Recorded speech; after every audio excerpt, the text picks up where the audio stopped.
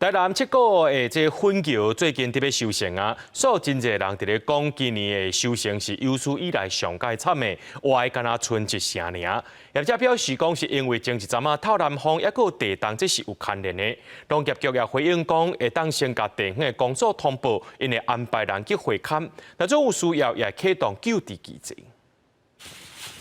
工人半暝2点就到位，大家分工咧河窟仔内粉桥、买手才个抢水整理，准备通卖。毋过详细看人仔来，竟然毋是我的，煞全拢第四壳。台南七股有袂少人靠饲粉桥咧趁食，即阵有侪养殖人员反映粉桥将近死9成，因认为主要参天气变化有关系。地处世界遮凄惨，一当收成一届的心血，全拢乌有去啊！气候的问题较大，都地东好，都拄着安尼摇的，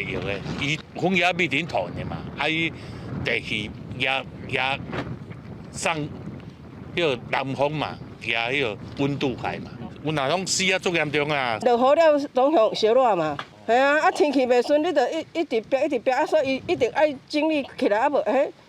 愈迄落啊。养殖人员指出，粉桥袂堪这热，前一阵仔烧热无稳定，佮加上有地动发生，才造成粉桥吊车惊，家己架子煞死亡。工人好起来的壳蹲干那山，爱正礼拜才清会煞，估计损失上100万。因望政府通补助斗3工，农业局回应，到时若接到通报会去会勘，地需启动救治机制。指渔民诉向渔文所在地公所通报，由公所会同水师单位现勘，确认受灾情形及死亡源是否为极端气候造成，倘灾损符合天然灾害认定标准，再启动救治机制。唔敢若七股发生名，养殖人员讲北门家己等所在冇人安尼。农业局指出，因后续会邀请专家办养殖教育训练，减少灾害发生。记者上台南采访报道。